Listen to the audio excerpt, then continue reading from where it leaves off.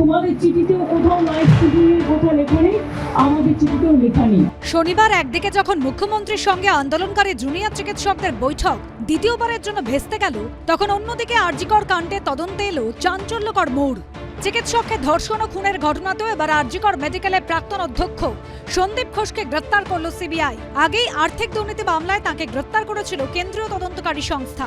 এরই সঙ্গে গ্রেফতার করা হলো টালা থানার ওসি অভিজিৎ মণ্ডলকেও। সিবিআই সূত্রে দাবি, সন্দীপ ঘোষের পেশ করা তথ্যের সঙ্গে সংগৃহীত পারিপার্শ্বিক তথ্য প্রমাণের মিল পাওয়া যাচ্ছে না, তাই তাকে হেফাজতে নেওয়া হলো। আর টালা থানার ওসিকে তদন্তে গাফিলতি, এফআইআর করতে দেরি, তথ্য প্রমাণ নষ্টের অভিযোগে গ্রেফতার করল সিবিআই। বিআর সিংহ হাসপাতালে এই মুহূর্তে মেডিকেল পরীক্ষার জন্য নিয়ে এসছেন ওসি টালা, গাড়িতে বসে রয়েছে এবং মাঝখানে বসে রয়েছে সিবিআই এর 3 জন অফিসার, পিছনের সিটে ওনাকে নিয়ে বসে রয়েছেন এবং সামনে একজন সিবিআই এর অফিসার রয়েছেন এবং কেন্দ্রীয় বাহিনীর যা নিরাপত্তা দায়িত্বে রয়েছেন তারা একেবারে বিআর সিংহ যে হাসপাতাল, সেই বিআর সিংহ হাসপাতালের মধ্যে এই মুহূর্তে প্রবেশ করলেন ওসি টালা অভিজিৎ মণ্ডলকে নিয়ে। আমাদের সহকর্মী তার রেপ এবং মার্ডার কেসে এই যে সন্দীপ ঘোষ এবং টালা থানার ওসি গ্রেপ্তার হয়েছে, এই খবরটা ওনারা পেয়েছেন, তাই ওই মিটিং করার আমাদের যে 5 দফা দাবি যার জন্য আমরা রাত দখলের ডাক দিয়েছিলাম, সেটা প্রত্যেকটা সত্যি আজকের এই গ্রেপ্তারি প্রমাণ করে দেয়। এই সন্দীপ ঘোষ, এই টালা থানার ওসি, এদের সুতো কোথায় বাঁধা? এই স্বাস্থ্য ভবন, এই বিনীত গোয়েল পুলিশ কমিশনার, তাদের যে পদত্যাগের দাবি, এই যে ডিএমই ডিএইচএস হেলথের পদত্যাগের দাবি, প্রত্যেকটা যে ন্যায্য, আজকে প্রমাণ হয়ে গেল আবার করে। তরুণী চিকিৎসককে খুন ও ধর্ষণের ঘটনায় প্রথমে সিভিক ভলান্টিয়ার সঞ্জয় রায়কে গ্রেপ্তার করে পুলিশ। এরপর থেকে বারবার উঠেছে তথ্য প্রমাণ লোপাটের অভিযোগ।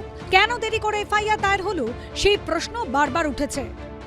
Just tell us from your record at what time the postmortem was performed. Yes, I tell you what.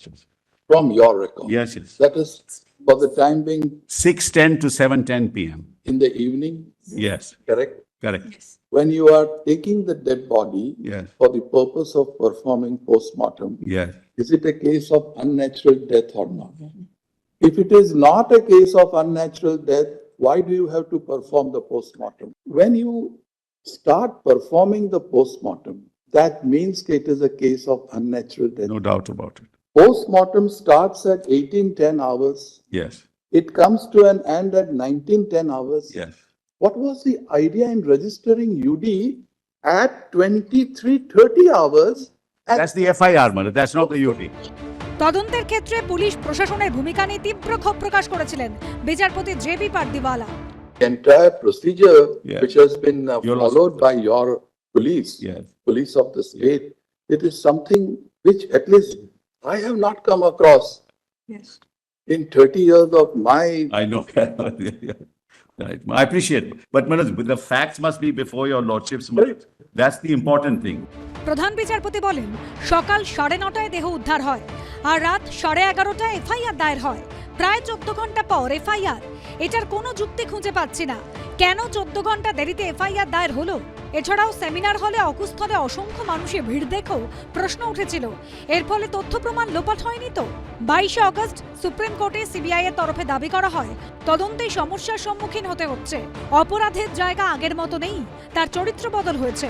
Solicitor general অভিযোগ করেন, ধর্ষণ খুনের 5 দিন পর সিবিআই তদন্ত শুরু করেছে। ততদিনে সবকিছু বদলে দেওয়া হয়েছে। সেদিন প্রধান বিচারপতির বেঞ্চও বলেছিল, ঘটনার তথ্য প্রমাণ সংরক্ষণে দেরি করা হয়েছে। খুনের জায়গা থেকে তথ্য প্রমাণ লোপাটের আশঙ্কা থেকেই যাচ্ছে। অবশেষে এই মামলায় তথ্য প্রমাণ লোপাটের অভিযোগে সন্দীপ ঘোষ এবং টালা থানার ওসি অভিজিৎ মণ্ডলকে গ্রেফতার করল সিবিআই। রঞ্জিত শাহ, পার্থপ্রতিম ঘোষ ও ময়ূক ঠাকুর চক্রবর্তীর রিপোর্ট, এবিপি আনন্দ।